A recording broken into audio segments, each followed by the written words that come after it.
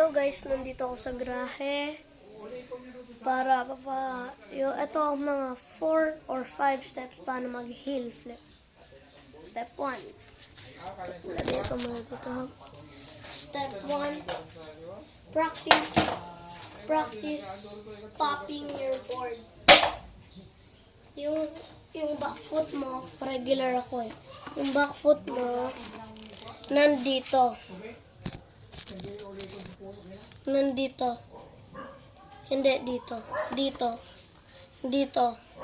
Dito sa baba. Dito sa baba, okay? Huwag dito. Kasi parang oli. Dito. Pagka-pop. Para pagka-pop mo, pwede mabilis siyang bumaba, di ba? And then, step 2.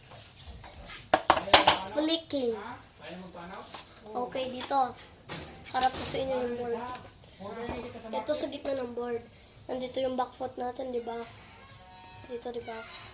Ito yung front foot. Dapat yung toes nandito sa edge. Yung ollie kasi, ganyan. Yung heel flip, ganyan.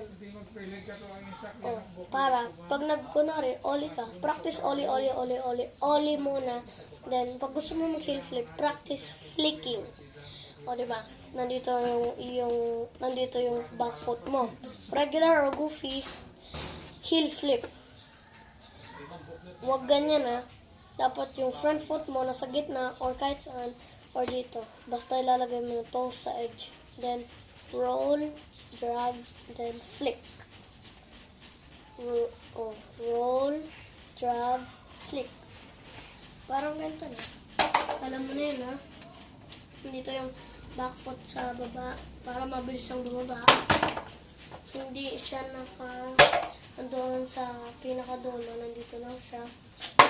O, di ba ang bilis mag-pop? Okay. Pagka-pop natin, dapat nandito yung toes mo nasa edge. Then, pagka-pop mo, roll, drag, and then flick. Flick. Okay? Papakita ko sa'yo. Hindi ko kaya mag-heel flip. Alam ko yung steps kasi hindi ko siya maland. 1 foot lang kaya ko iland. Okay, so here. O, nandito yung toes ko sa edge, ha? Roll, drag, flick.